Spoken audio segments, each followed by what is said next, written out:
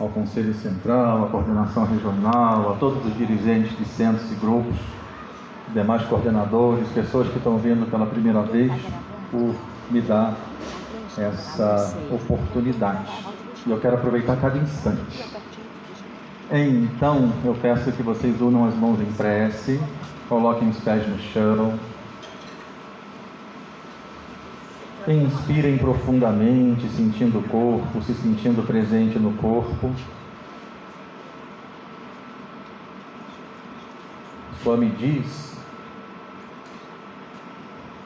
que nós devemos nos abrir para reconhecê-lo como a consciência suprema.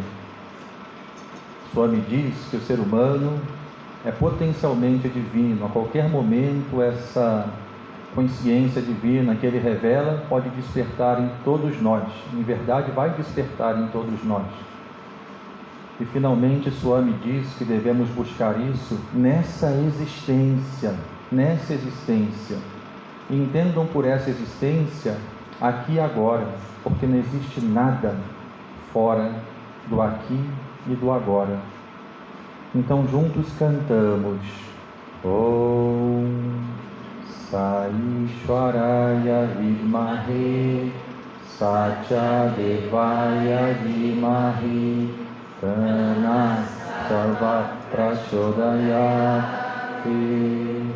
Om Saishwaraya Vidmahe Satyadevaya Dhimahi Tanna Sarva Prachodayate. Om Saishwaraya Vidmahe Satyadevaya Dhimahi Tanna Sarva Prachodayate.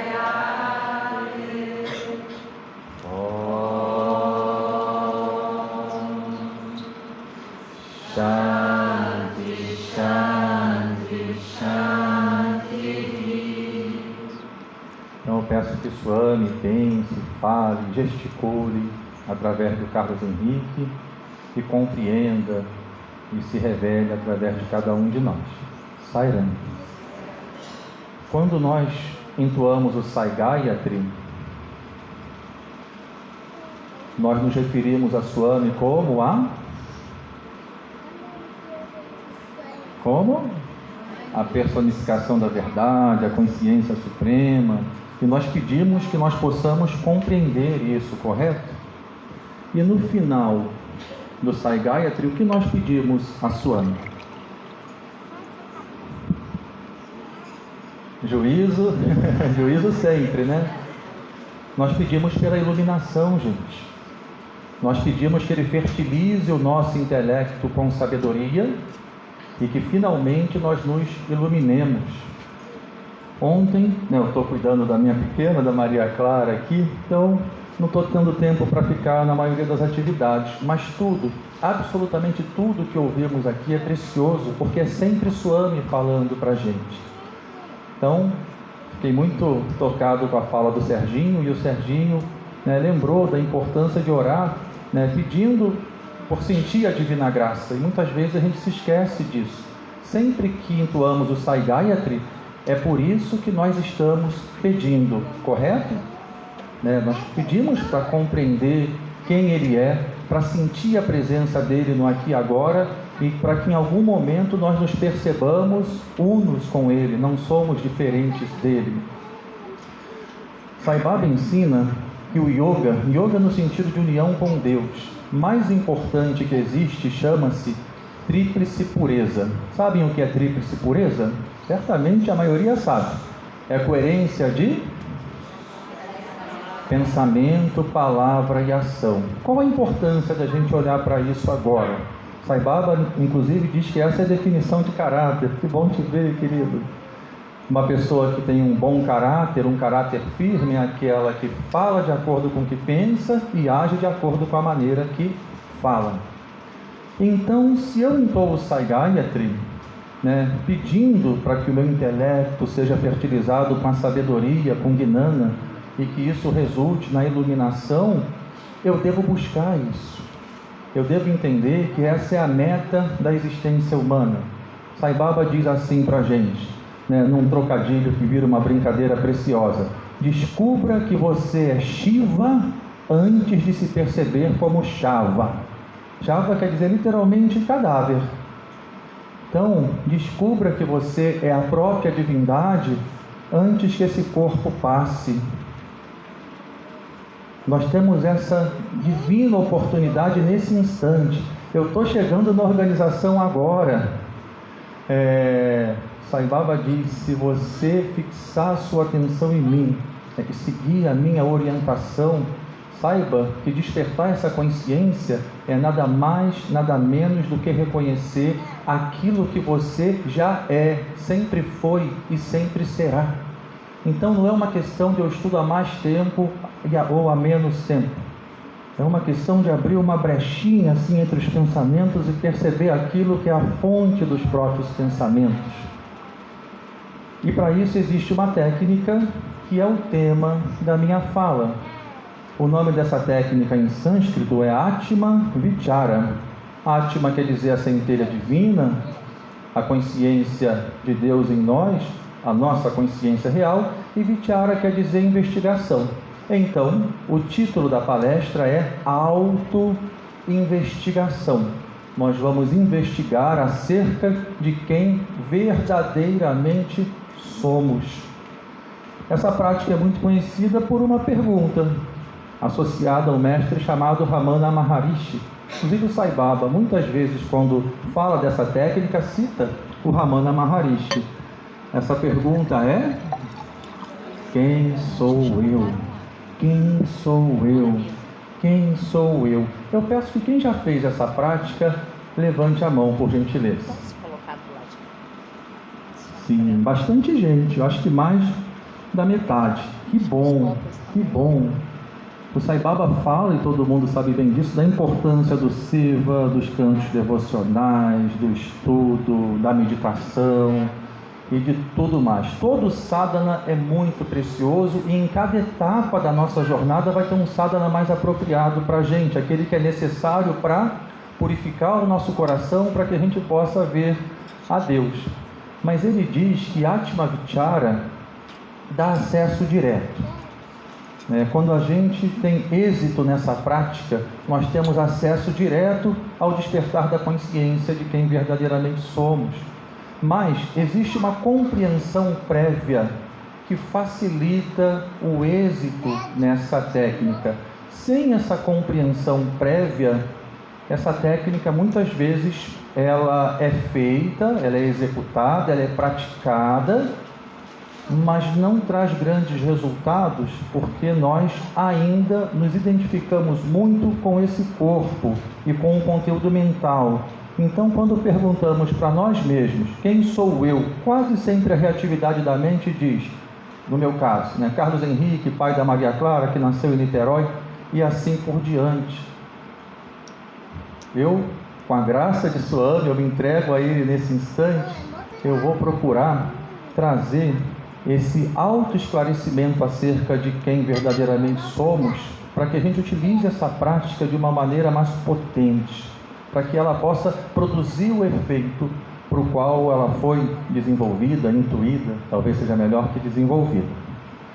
Jesus, eu tenho certeza que boa parte do grupo aqui tem a sua forma divina de adoração como Jesus, o Cristo. Como é que Jesus se refere a cada um de nós aqui? Vós sois a luz do mundo. Jesus diz, vós sois deuses. É assim que Jesus nos chama. A gente já se percebe como a luz do mundo? Nós já nos percebemos como a divindade? Como o Swami nos chama? Para mim, esse é o ensinamento que ele deu mais vezes, posso estar enganado. Prema Swarupas, encarnações do amor. É uma saudação, não só uma saudação carinhosa, mas é um ensinamento. Ele está falando, aquilo que vocês são aqui e agora é o amor, é a própria divindade tomando todas essas formas. Mas nós ainda nos vemos como o homem, a mulher, com esse nome, com aquela história. Então, quem sou eu? Essa pergunta tem como objetivo a revelação. Essa palavra é preciosa. Revelar significa tirar os véus. Esses véus do eu sou fulano de tal, eu sou esse corpo, essa é a minha história, essas são as minhas possibilidades, enquanto eu sou livre de limitações. Eu sou livre do tempo, não nascido, não criado, nunca vou morrer. Quem sou eu? Mas encontramos um desafio. E o desafio é o seguinte: demoramos um pouco para gerar essa motivação. Essa motivação para na nossa prática de meditação, para na nossa oração, que essa seja a pergunta, que esse seja o interesse. E Swami diz: vocês buscam felicidade nesse mundo, tudo que vocês ganham, vocês logo perdem. Mas teimosamente continuam presos nesse samsara, nesse ciclo. Mas felicidade real é a união com Deus. A felicidade que não termina, a felicidade, que o último nome que a gente pode chamar é Brahmananda, que é a felicidade que vem de sentir-se como Brahma, de sentir a presença divina em tudo, e em tudo inclui você também. A gente tem dificuldade de gerar essa motivação, mas a misericórdia divina, ela é tão imensa, não é, Heraldo? Imensa, não tem como medir, não tem medida. Ela é tão imensa que através de outras motivações, Swami nos leva para esse intento. Todo mundo conhece bem, ouvi da Mariazinha, isso pela primeira vez, aquela história que um devoto chega para Swami e diz para ele: eu quero paz. Qual é a resposta dele? Essa todo mundo sabe que está um tempo na organização. Corte o eu, corte o quero, e o que resta? Paz. Às vezes a gente não se dá conta da profundidade desse ensinamento. Mais uma vez pode parecer um jogo de palavras, mas é muito profundo. Quando o Swami diz: corte o eu, corte o quero, ou abandone o eu, abandone o quero, a gente deveria se perguntar imediatamente: como eu faço para abandonar o eu? Como eu faço para abandonar o quero? Porque ele diz que se eu abandonar o eu e o quero, eu vou realizar o meu ser verdadeiro e vou encontrar a paz, Shanti, Prashanti, a suprema paz celestial. Como eu faço? A primeira coisa que eu acredito que a gente deva saber é que a gente só pode cortar ou abandonar algo que a gente compreende que não tem valor. E nós damos um valor desmedido ao eu pessoal e aos desejos desse eu. Não é que não tenha valor nenhum, tem que ser dado o seu devido valor. Esse eu é um papel que eu desempenho, é uma identidade temporária que me serve nessa existência, mas não é aquilo que eu sou. Então a gente precisa desse autoesclarecimento para que a gente gere motivação. Eu vou fazer uma fala a partir de agora que alguns aqui já ouviram, mas eu gosto de falar novamente para que eu mesmo ouça e para ver se cai mais alguma ficha aqui. E eu peço que vocês olhem para esse corpo, que quando começou a contar essa história tinha acho que menos de 30 anos, agora vai fazer 50 e continua contando a mesma história nas palestras. Esse corpo em 1976 saiu da barriga da mamãe, saiu da barriga da mamãe biológica e foi levado para casa com o pai e com a mãe biológica. Chegando lá, esse corpo que vocês estão vendo recebeu o nome de Carlos Henrique. Eu tenho um apelido de infância que é Pim, Às vezes alguém estranha fala: fulano, sua irmã te chamou de Pim, O pessoal que me conhece desde pequenininho. Aqui eu vou ser um pouquinho caricata, tá? Não vou falar exatamente da história do Carlos Henrique, mas recebe influências assim. Isso que eu vou falar agora faz parte da história do Carlos Henrique. O melhor time do mundo é o Flamengo. A melhor música é o samba, influências cariocas, A melhor comida é a feijoada, de preferência vegana, mas a feijoada. A melhor religião é a católica. Eu estou falando de algo que o Carlos Henrique ouviu e é uma religião tão linda como todas as outras. E assim por diante. Então o Carlos Henrique começa a crescer. E quando perguntam para o Carlos Henrique, quando perguntam para esse corpo, melhor dizendo, quem é você? Qual é a resposta desse corpo? Eu sou o... Eu sou o Carlos Henrique, que torce para o Flamengo, gosto de samba, de feijoada, de ir à igreja, ouvir o padre falar. Tem certeza que você é isso? É claro que eu tenho certeza. É certeza absoluta, né? Da onde vem essa pergunta? Tem certeza se você sabe, se eu sei quem eu sou? É claro que eu tenho certeza. Eu sou o Carlos Henrique. Todos vocês passaram por esse processo. Saíram da barriga da mamãe, receberam um nome e uma série de influências da família, influências culturais, influências do momento. Todos vocês pensem nessa história. Essa história que traz para vocês um sentimento de eu sou fulana, fulano de tal. Pensaram? Agora, olhem para esse corpo novamente. Em 1976 saiu da barriga da mesma mulher. Só que em vez de ir para casa com os pais biológicos, por engano fui trocado na maternidade, ou foi dado para adoção, e foi parar na Itália, com outro casal. E esse casal chamou esse corpo de Giovanni, falou que o melhor time é o Milan, o melhor prato, a macarronada, a melhor música, a ópera. Aí 40 e tantos anos depois, esse corpo chegou aqui para dar uma palestra para vocês em Guaratiba, no seminário da Organização Sai Baba, e ele vai falar: bom dia, eu sou o Carlos Henrique. Ele vai falar assim? Falaria buongiorno. E ele seria italiano? Ele seria italiano? Ele seria o Giovanni? Em verdade, é importante a gente reconhecer que o nosso senso de eu, daquilo que eu sou no primeiro momento, é só o conteúdo mental, são marcas mentais, né? Informações que vieram do lado de fora e ficaram gravadas na minha memória.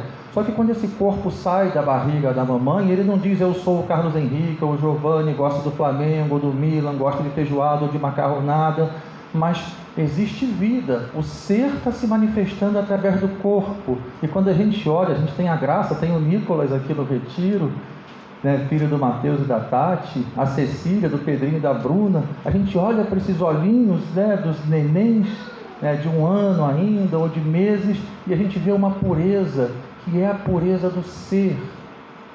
Mas as nossas mentes vão sendo alimentadas com essas informações e nós nos identificamos com elas como se elas definissem aquilo que nós somos. Sai Baba diz para a gente: cortem o eu. Corte o eu significa não se identifique com esse eu. Não acredite que você é essa identidade que lhe foi dada pelo mundo. Você é anterior a tudo. Você é aquilo que está por trás, só que agora ficou esquecido por essa ideia que surgiu na sua mente e tem uma impressão de um eu verdadeiro. Corte o eu. Nós temos a capacidade, como o Swami nos orienta a isso, de em meditação, né? E nós temos aqui uma dádiva barra darshan, depois ele puxa a minha orelha, que é o Moacir, né? De ouvir o Moacir falando sobre isso, a possibilidade de observar a mente, observar os pensamentos e não se envolver com isso. Isso faz parte do corte o eu. Não perceba-se como aquilo que a mente está pensando, e dentro daquilo que a mente está pensando, essa noção de eu. Sinta-se, né? Experiencie ser aquilo que observa, aquilo que está por trás. E Swami vai além. Abandone também o quero. Muitas pessoas dizem o desejo, mas abandone o desejo desse eu. Se eu acho que eu sou o Carlos Henrique, flamenguista, que gosta de samba, feijoada e de ir à igreja, quais são os meus desejos? Quais são os desejos desse Carlos Henrique? A mente fica o tempo todo: será que a família vai reunir no domingo para a feijoada? Será que alguém vai levar aquele disco que toca o samba? Será que vai um grupo tocar samba? Depois sai todo mundo junto para a igreja. Esses são os desejos do Carlos Henrique. É claro que eu poderia ter ampliado muito mais essa história e ido mais a fundo, mas é só para dar uma noção. Todos nós aqui temos uma mesma aspiração básica, que é a felicidade. E isso é divino, porque a única ordem de Swami para a gente, ele diz: eu tenho uma ordem para vocês, sejam felizes. Mas nós, iludidos pelo falso eu, buscando realizar os desejos dele, vamos buscar essa felicidade no mundo. Achamos que estamos indo na direção da felicidade real, mas não. A gente se distancia nessa hora da felicidade que já está dentro de nós, da felicidade que já somos nesse instante. Buscamos paz e felicidade permanente num mundo onde tudo é impermanente. Essa é uma grande incoerência. Então Swami diz: busca a verdade, me busca dentro do coração de vocês. Para isso, silenciem a mente. No Sai Gita tem um parágrafo, já na reta final do livro, que Swami diz assim: o que é moksha, a liberação, senão o declínio da ilusão? Uma oração maravilhosa. Estou olhando o Tiago, um irmão querido aqui, que eu aprendi com o avô dele, o professor Hermógenes, é pedir a Deus por desilusão. Ora pedindo a Deus por desilusão. Aí tem gente que pensa assim: mas desilusão dói, Carlos Henrique. Desilusão dói? Dói ou não dói? Desilusão não dói, gente. O que dói é o apego à ilusão. É isso que dói. É tentar sustentar aquilo que não foi feito para ser sustentado, né? Aquilo que Shiva vai passar dançando e divinamente vai transformar. Chico Xavier dizia: a desilusão é a visita da verdade. E o professor Hermógenes: a pessoa que quer conhecer a Deus ama, clama pela desilusão. Eu quero me desiludir. E se desiludir é conseguir vencer esse sentimento de eu sou Carlos Henrique, Jorge, Heraldo, Tiago.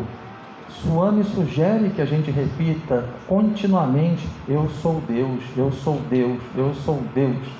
Não eu, Carlos Henrique, tomando essa autoridade. Aquilo que eu sou é Deus. Então esse impulso pela felicidade deveria ser um impulso pelo autoconhecimento e não um impulso por prazeres mundanos. Nada de errado em prazeres saudáveis. Que bom que a gente encontra prazer numa alimentação saudável, no cântico devocional, no praticar o esporte, na empresa que eu trabalho, no bom convívio com a minha equipe, no produzir uma coisa que é necessária para a sociedade. Mas eu não devo entender que a meta está do lado de fora. A meta é despertar aquilo que já somos dentro, é acordar desse sonho. Eu sou o Carlos Henrique e vivo para os desejos do Carlos Henrique.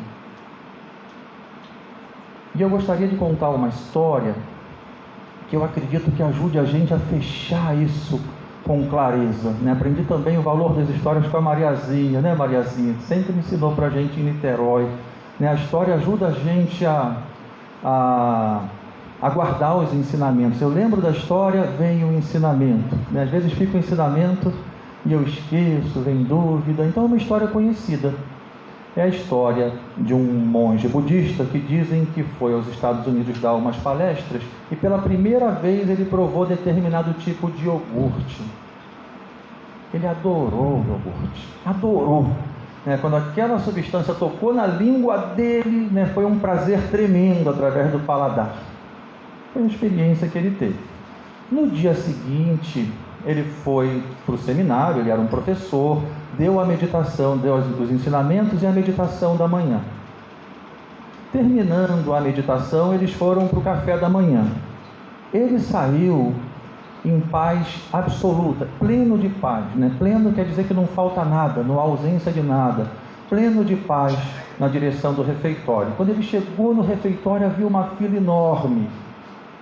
Pleno de paz na fila. E de repente os olhos dele tocam lá na frente, onde estavam os alimentos, aqueles potinhos de iogurte. Aqueles potinhos de iogurte. Aí vejam que incrível. Sabe o que surge na mente dele? Eu quero iogurte. Eu quero iogurte. E esse eu quero iogurte tem o iogurte como objeto da felicidade. É um eu preciso desse iogurte. A minha felicidade, a minha paz dependem de eu colocar esse iogurte na minha língua novamente. Eu quero iogurte.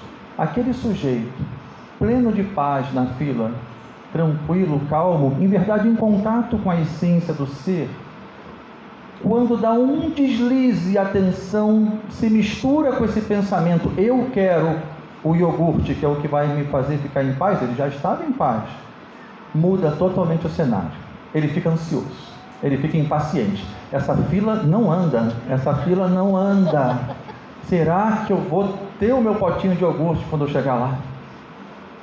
De repente ele fica com raiva de quem? De quem pega o iogurte. E ele simpatiza com quem não pega o iogurte. Olha a mente, tem impaciência, tem ansiedade, tem julgamento. Agora o bom é quem não pega o iogurte, o mal é quem pega o iogurte. Será que esse cara não sabe que tem um monte de tibetano aqui que nunca mais vai voltar nos Estados Unidos e talvez não consiga comer esse iogurte? O coração está batendo mais rápido, o corpo está se movimentando, chega a vez dele. E quando chega a vez dele, tem iogurte. E ufa! Então ele vai pegar o iogurte. Mas uma outra mão surge no braço dele e faz assim, ó. Eu não vou te dar iogurte. E essa outra mão era a outra mão dele. E assim acaba a história. Aí a gente ouve assim, por que ele não comeu esse iogurte? Afinal de contas, ele ficou na fila. Ele esperou a vez dele. Ele foi dármico. Quando ele abaixa o braço dele mesmo e diz, eu não vou te dar iogurte, o problema não estava no iogurte. Ele se dá conta da armadilha que ele caiu. Ele ensinando para os alunos, ele meditando, ele acessou o ser, ele se estabeleceu nessa condição por trás dos pensamentos, pleno de paz, pleno de felicidade. Quando ele entra na fila, um dos sentidos, Swami diz, vigie os sentidos se você quiser controlar a sua mente. Ele diz, se você tem um pote e enche ele de água, basta um furinho, toda a água vai embora. Então, se você tem um sentido que não está sob vigilância, ele leva a sua mente embora, ele leva a sua mente para longe da consciência do ser. Então, o olho dele toca o iogurte. As glândulas salivares devem ter, produzido saliva ali. Eu quero iogurte. Nessa hora, ele se desliga da paz verdadeira e se identifica com uma ilusão. Eu só vou ter paz se eu provar esse iogurte. Então, quando ele chega no potinho de iogurte, ele se dá conta disso. E ele diz, eu não vou comer esse iogurte nesse instante para não reforçar esse padrão mental que quer me enganar, dizendo que para que eu tenha paz, felicidade, eu preciso de alguma coisa do lado de fora. Eu sou a paz, eu sou a felicidade, mas quando me identifico com uma mente que sustenta uma ideia de um falso eu, que tem os seus desejos, eu não me dou conta que buscando a felicidade e o prazer, eu me distancio cada vez mais da verdadeira gratidão. Da verdadeira gratidão não, tá? Eu disse gratidão para ela. Da verdadeira felicidade. Qual seria a solução para essa cena, para essa paisagem? Ele entra na fila, pleno de paz, a paz que ele é, não uma paz que ele obteve, a paz que ele é. Os olhos tocam o iogurte, isso tudo é natural. A imagem do iogurte vem para a mente dele, acontece uma associação com o prazer, ele sentiu prazer comendo esse iogurte. O corpo até reage a isso, nada de errado até aqui. Isso inclusive acontece com as pessoas que são saudáveis. Aí vem o pensamento, eu quero iogurte, porque é delicioso. Tudo bem, isso é natural também, mas o bom praticante é aquele que se mantém nessa posição, que não se envolve com os pensamentos e é arrastado por eles, e diz assim, tá bom, se quando chegar a minha vez tiver iogurte, ótimo.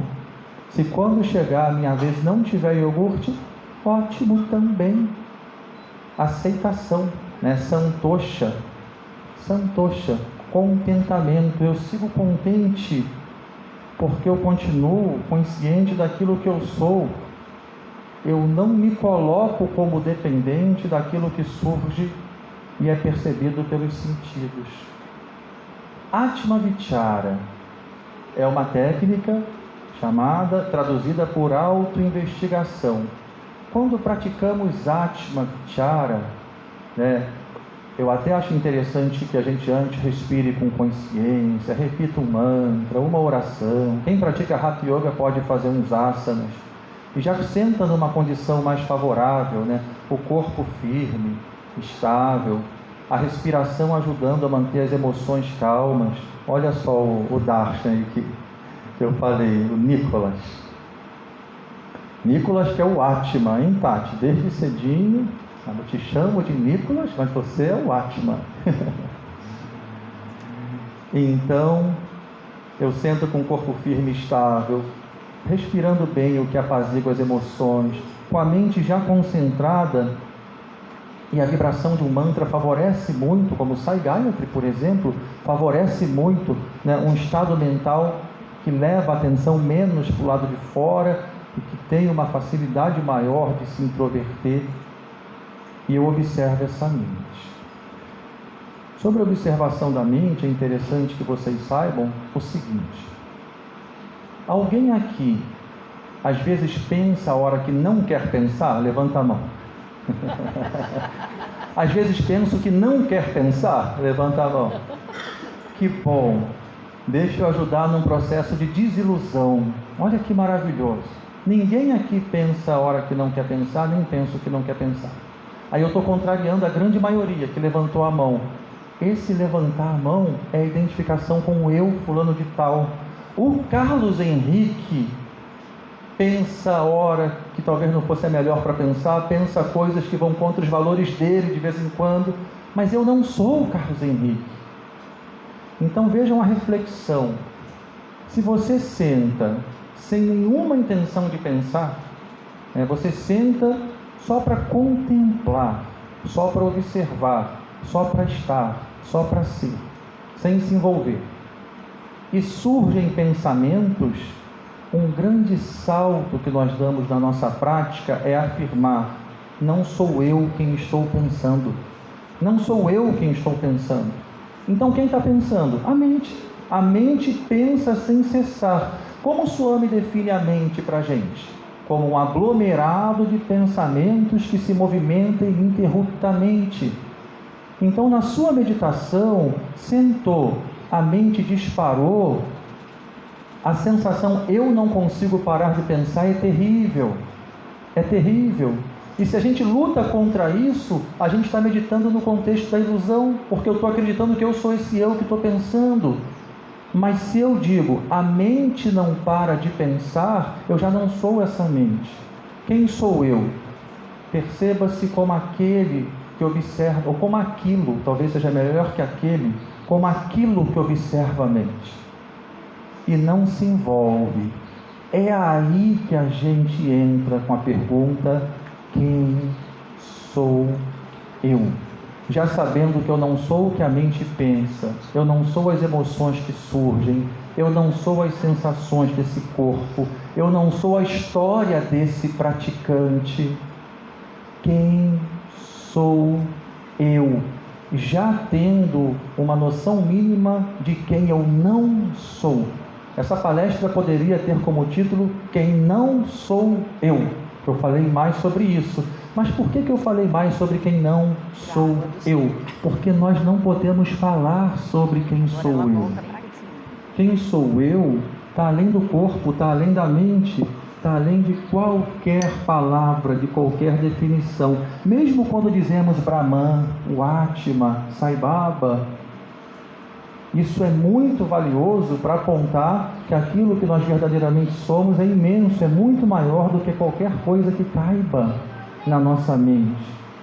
Então, na prática da autoinvestigação, na prática de Atma Vichara, essa pergunta, quem sou eu, quer despertar em nós essa consciência do eu verdadeiro, né?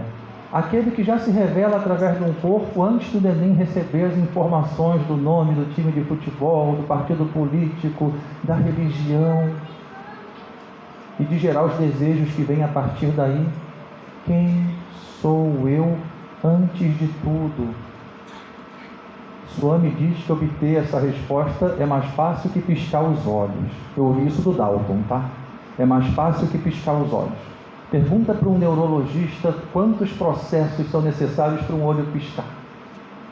Enquanto a realidade do ser já é aqui e agora. E essa realidade é a felicidade verdadeira, é a paz verdadeira, é a fonte de toda a sabedoria. E eu não poderia finalizar essa minha participação sem trazer uma palavra, que é a palavra para mim, eu não posso falar que define Sai Baba, mas das palavras que eu conheço, seja em português ou em outras línguas, é a palavra que melhor representa o Sai Baba, que é amor. Quando a gente revela a verdadeira natureza, nós despertamos essa consciência de amor que surge na mente pensante como verdade, surge através das nossas emoções como paz, através da nossa ação de corpo como retidão e através da nossa compreensão como não violência. Então esse caminho, o caminho da luz, é o caminho que ilumina toda a personalidade. Nessa fala eu falei pouco sobre o melhoramento humano, que é extremamente necessário. Swami dá vários caminhos para isso. Mas quando acessamos essa luz interior, nós temos uma iluminação do ser humano, que vai revelar de forma espontânea. Espontâneo quer dizer aquilo que vem da própria vontade, da vontade do ser, do Senhor, todos os valores humanos, porque nós, enquanto seres humanos, somos reflexo, reação e ressonância do ser verdadeiro. Então eu peço que vocês unam as mãos em prece e ouçam algumas palavras de Swami, e a gente fecha com uma poesia do meu querido pai espiritual. Tem tudo a ver, esse poema que está aqui, estava uma folha assim dentro do livro, tem tudo a ver com a palestra, tudo.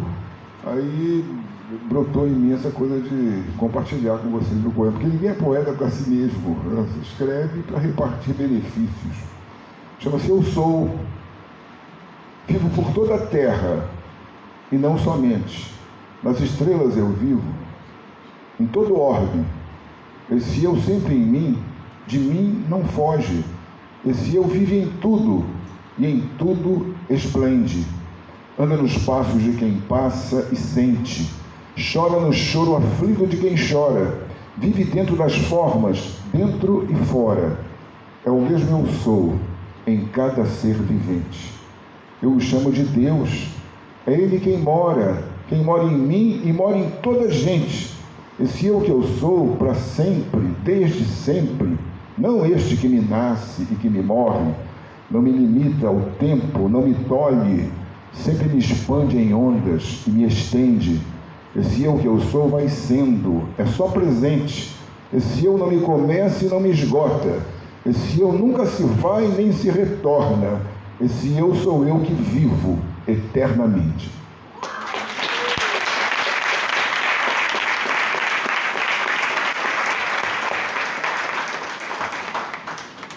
Gratidão, gente. Om Shri Sai Ram.